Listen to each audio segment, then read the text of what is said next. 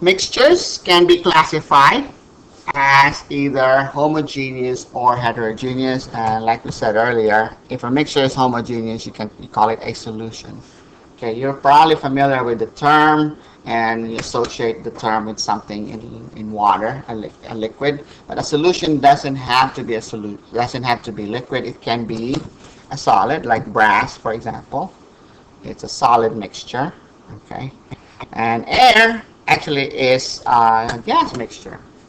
Among other things, it has nitrogen and oxygen molecules in it. So a sample that just has nitrogen molecules would be a pure substance, and a sample that has just oxygen molecules would be a pure substance. But if you have those two in there, that would be a mixture.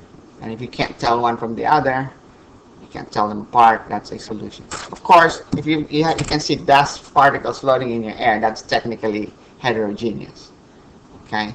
Now, salt water, if you put a pinch of salt in your water, you stir it, you can see that there's even mixing of the salt in the water. That's a homogeneous mixture. Coarse mixtures are easy to detect. They're obviously heterogeneous, like a salad, okay? And that's pretty much what most of the samples of matter you see around you is. This type of heterogeneous mixture that are classified as either colloids or suspensions. These are mixtures, these are heterogeneous mixtures, where you have very fine particles. You disperse it in either a solid or in either a liquid or a gas. So suspensions you've probably encountered if you've taken medicines that has a label on the bottle that says shake well before using. And the reason that has that label on the bottle is, the reason that has that label on the bottle is the fine particles, okay,